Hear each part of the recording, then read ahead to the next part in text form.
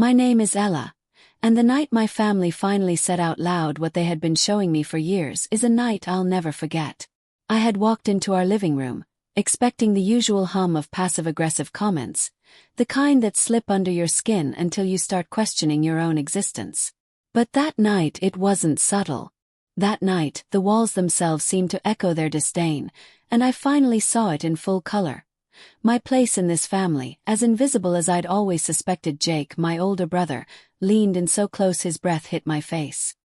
His finger jabbed sharply toward my chest. "No one wants you here," he spat. His words weren't new, but the venom, the public ownership of my supposed worthlessness, made them feel like knives twisting inside me. I froze, then came the applause. My mother's slow, deliberate clapping. Not the small, polite clapping of a supportive parent, but a sharp, mocking applause, like she was congratulating a performer on a stage. Only the performance was my humiliation. Her smile didn't reach her eyes.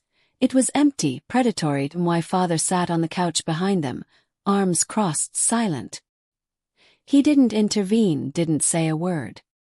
His quiet approval, or maybe his refusal to stop it, cut deeper than Jake's accusations. He was a ghost, an enabler dressed in familiar skin. I realized in that moment that my emotional safety had been a lie, a fragile thread dangling in the wind, and they had finally yanked it away. Something in me just switched off. It wasn't anger anymore, not exactly. It was a deep, icy detachment, a recognition that nothing they said or did could touch me unless I let it. My chest tightened, and I felt a strange, methodical calm settle over me. The kind of calm people talk about in stories of survival. I walked upstairs to my room, ignoring their jeers echoing from downstairs. I packed with precision. A pair of jeans, a handful of t-shirts, my worn sneakers, the laptop I had bought with my own money, and some hidden cash tucked into a side pocket. Every zipper closing felt like another thread between us snapping, like I was stitching a new life with my own hands. I could hear them talking below me, Jake bragging about how I'd finally leave, my mother chiming in with a mixture of relief and amusement, my father muttering something about stubbornness. Their voices were background noise. I was focused. Every item in my bag was a statement. I had survived on my own before, I could do it again, and this time I didn't need their approval or pity. When my bag was zipped, I looked around the room once more. I didn't slam the door. I didn't make a scene.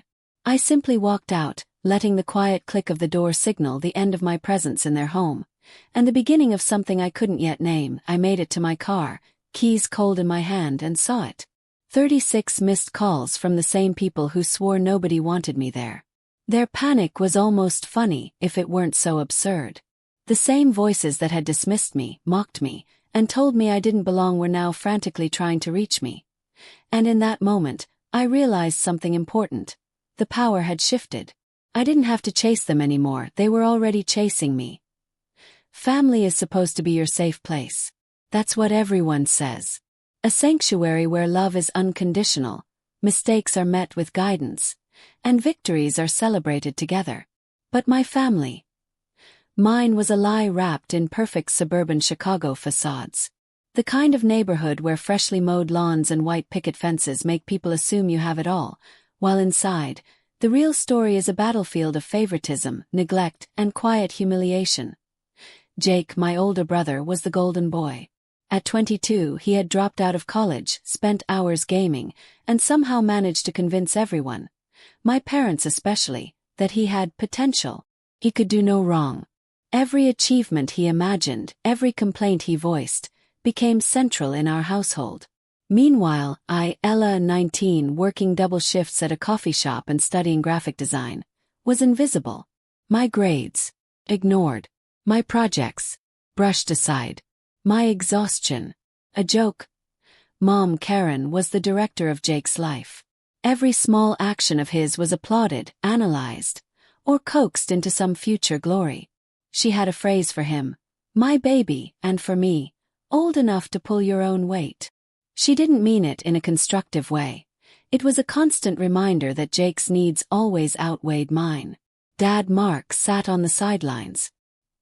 He called himself the neutral one, but neutrality in a house like ours was just silent complicity. He claimed I was strong and didn't need protecting, while Jake needed guidance, support, and endless indulgence. The inequality wasn't just emotional, it was financial. Jake got the latest gaming console on Mom's credit card, a curved monitor that he swore would help his career. I asked for a software license for my graphic design work, something I needed to pursue my future, and was told to be independent. Every decision, every purchase, reinforced the message.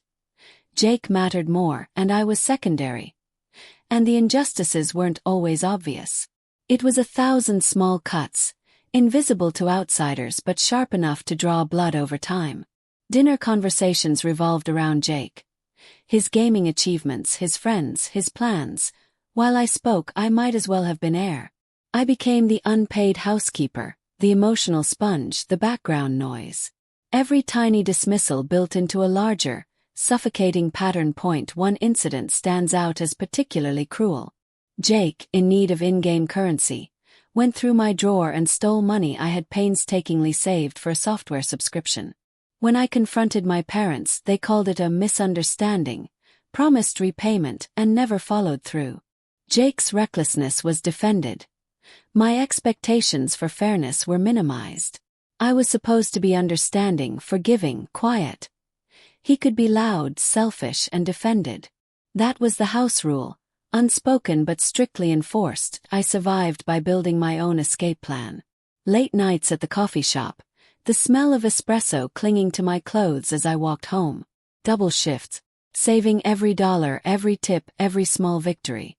Education was my ticket out. I threw myself into my studies, my design projects, imagining a life where I didn't have to be overlooked, dismissed, or invisible. That thought got me through more late nights than I can count. But none of this was random. The anger, the detachment, the eventual confrontation. It was inevitable. All those little injustices, the favoritism, the constant dismissals, the theft, the endless comparisons, piled up high enough to crush whatever was left of my hope. And yet, to outsiders, we appeared normal. The polite smiles at the neighborhood block party, the shared dinners, the staged family photos. They were a mask, and the mask worked perfectly. Until it didn't. Because by the time I stood in the living room that night, facing Jake's sneering face, Mom's mocking applause, and Dad's silent complicity, the weight of every ignored achievement, every stolen dollar, every dismissive word came crashing down. I was no longer just invisible. I was done waiting for them to see me. Done hoping they would act fairly. Done being the family's quiet ghost. That night, all those years of favoritism, all those subtle and not so subtle injustices, led me to one breaking point.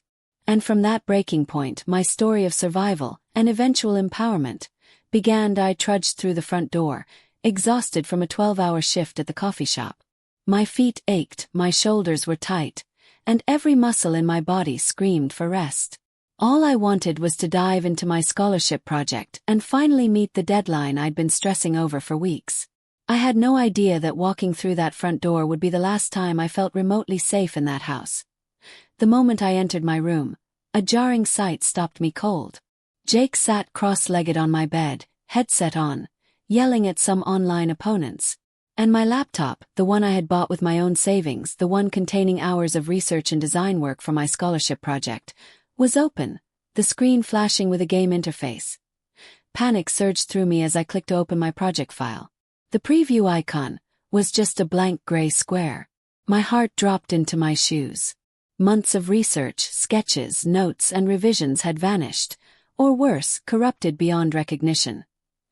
Jake, what are you doing on my laptop?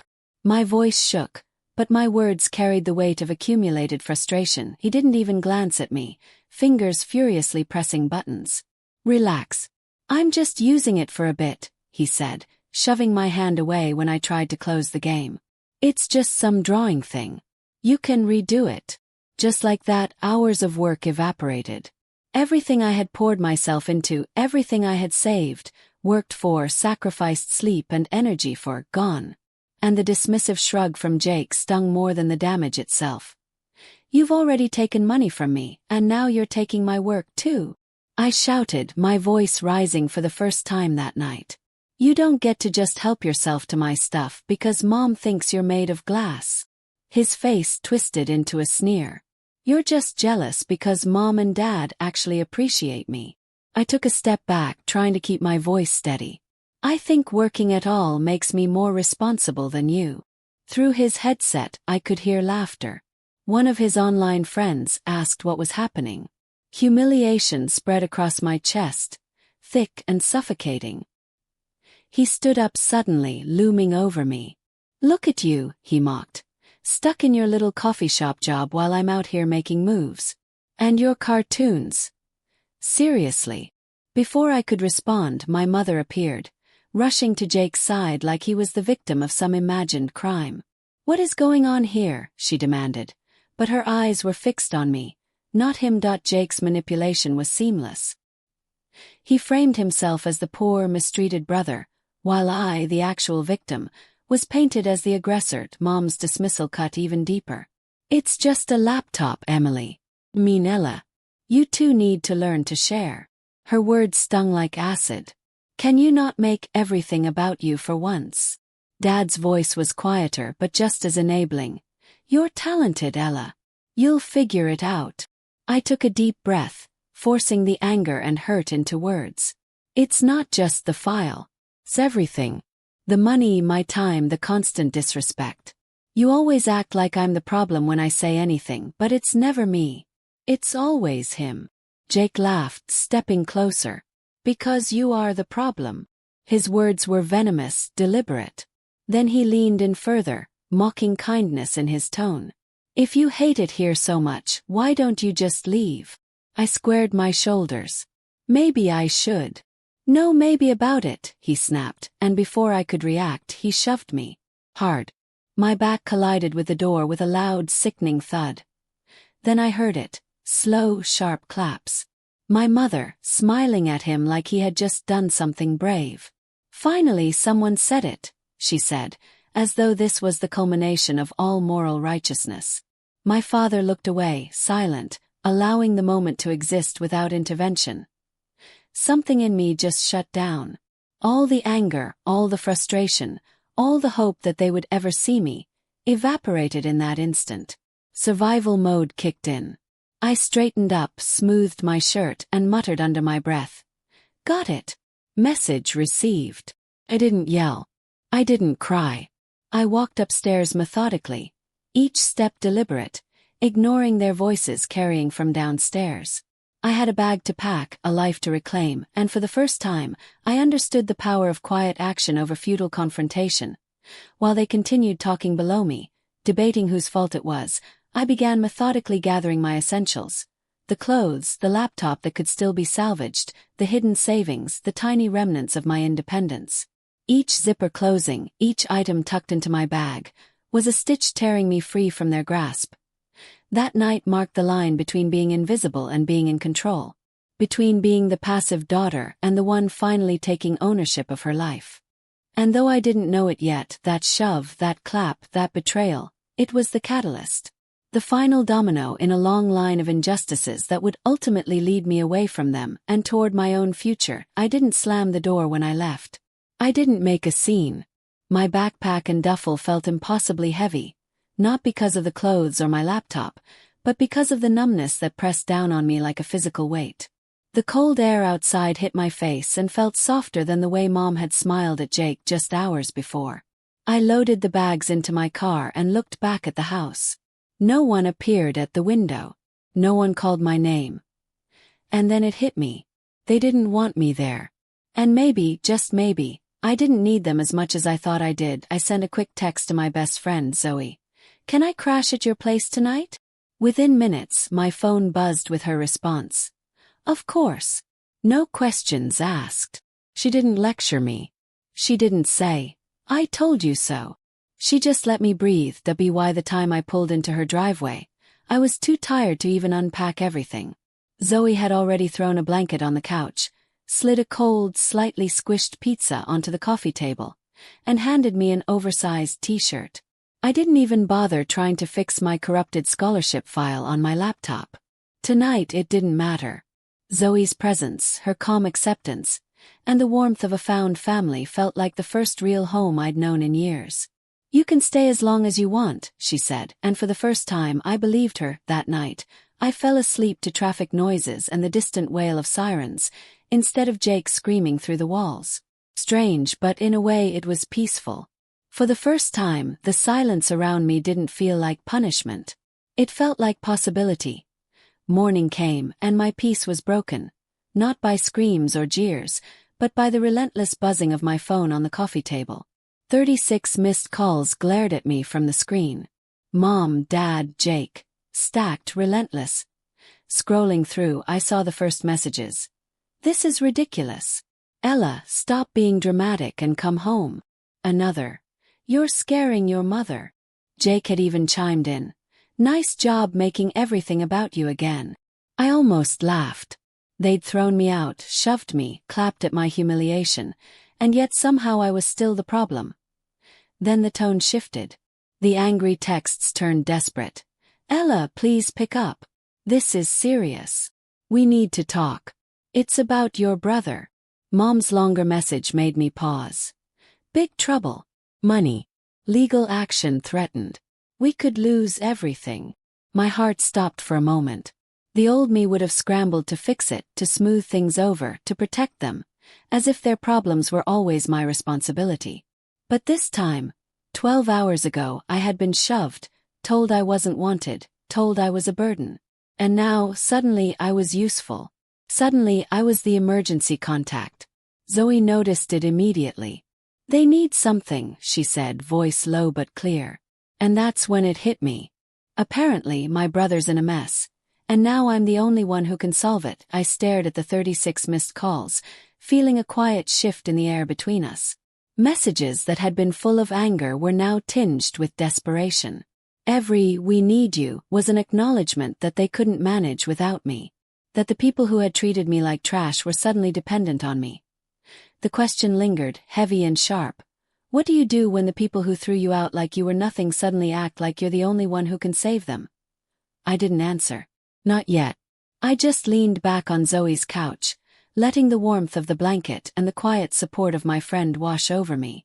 For the first time I realized how different it felt to hold the power, not because I sought revenge, but because I had chosen to step away, and now they were chasing me, and in that silence I knew one thing clearly. The next move was mine.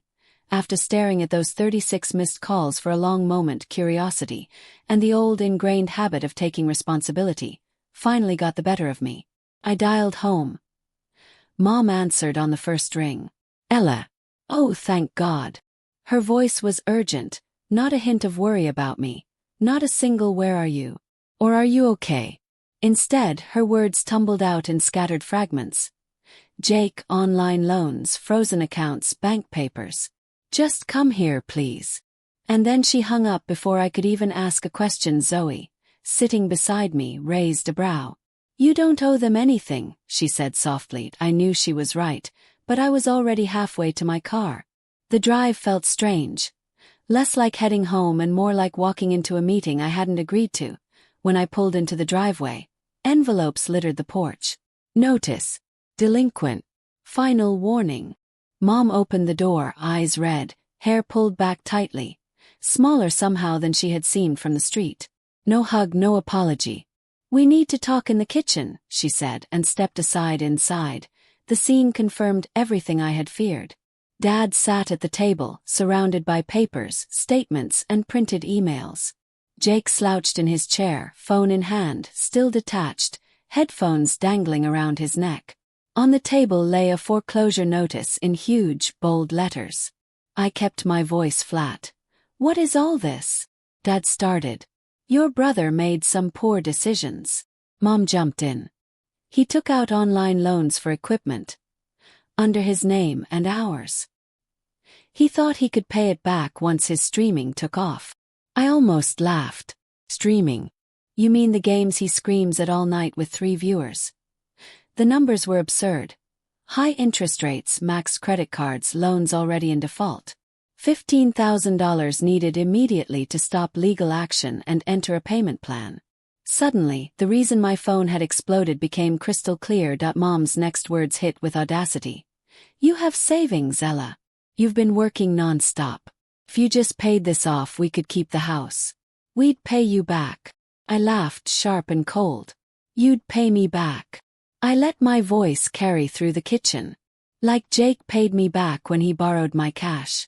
Like you protected me last night when he shoved me into a door and you clapped.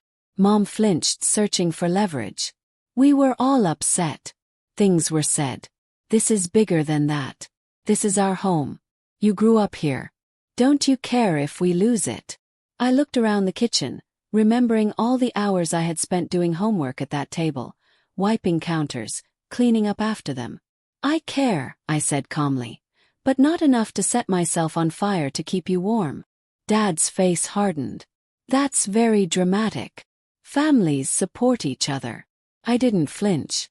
Did that rule apply last night? Jake snapped. Are you seriously still crying about that? I didn't even push you that hard. Now you're going to let us lose the house over your hurt feelings. No, I said, voice steady. You're going to lose the house over your choices, your loans, your lies, and your parents' decision to enable you. Mom's voice climbed, sharp and high. We're asking you to be part of the solution. This is what family does. We stick together. I felt the weight click into place inside me. Years of swallowing everything to keep peace. The decision was clear. You only call it family when you need something. I'm not draining my savings. I'm not taking out a loan. I'm not signing anything. Mom's eyes widened. You can't be serious. If we lose this house, it's on you. No, I said firmly. If you lose this house, it's because you chose to clap when your son pushed me out of it. Jake muttered something about me being selfish. Dad had no words. That I stood, picked up my keys and bag. I came because you said it was serious. Listened. Understand. And I'm still saying no. Walking to the door, I could feel their stares burning into my back. Nobody moved. Nobody called after me. Mom's voice, smaller than ever, came after me. If you walk out that door, don't expect us to forgive you. I paused for the briefest moment, then said quietly with absolute clarity. You already made it very clear you don't want me here. This time, I'm just choosing to believe you. I shut the door behind me and walked away, leaving them with their unpaid bills and their empty excuses. I wondered briefly what hurt more, losing the house or losing their cleanup person. Even after I left, the harassment didn't stop. My phone buzzed relentlessly at Zoe's apartment. First wave rage. Dad's texts called me a traitor, betraying your own blood. Mom accused me of choosing money over family. Jake added his usual venom. Pathetic. You'll regret this when we're all on the street. I muted the group thread and took a deep breath. Their anger was predictable. The next day, the tone shifted entirely. Mom's voice, soft and coaxing in texts. We didn't mean what we said. We were just scared. You know we love you. Dad offered vague peace offerings. Things have been tense. Maybe this is our chance to come together. Jake even tried a non-apology. Just help with this one thing, and I'll stay out of your way forever. I laughed out loud. I ignored them. Went to work, ate cheap noodles, pretended life was just mine. But the messages kept coming, relentless. And then a thought struck me. What if I made them admit what they did? Not just to me, but to everyone they'd lied to all these years. Mom's texts came first. Please, Emily, tell us what we can do to make this right. I set my terms. Public, visible accountability. Facebook post from Mom's account. Everyone should see it. She had to admit years of favoritism, stolen money, letting Jake shove me, telling me nobody wanted me. Not private, not in text, publicly. And she had to apologize, by name, to me. The negotiation dragged. Typing bubble flashed for what felt like forever. That's not fair, came her reply. Neither is asking your daughter to erase $15,000 of your mistakes, I typed back. I set my phone down and went to bed. The next afternoon, Zoe nudged me awake. You seen this? I opened her phone. Mom's Facebook page was live. She actually did it. The post, softened where possible, admitted her failures. Favoritism, stolen money, the shove and clap. Key line. I was wrong and I hurt my daughter, Emily. Comments stacked up. I had no idea. That must have been so painful. Some defended her, but others didn't let it slide. Family members tagged me asking if I was okay. Cousins messaged, saying they believed me and were sorry. Mom even texted a screenshot. There. Now, will you help us keep the house? I stared at the message long enough for it to settle. The little girl who would have done anything to be chosen, the hollow chest from that night of claps and shoves, the peace on Zoe's couch, it all collided. I believe you're sorry. I accept your apology, but I'm still not giving you my savings. I'm not going to fix this for you. Calls and texts kept coming. Dad rang, ignored. Text. You're being cruel. My reply. Facing consequences isn't cruelty. And then the natural consequences kicked in. Banks didn't care about Facebook posts.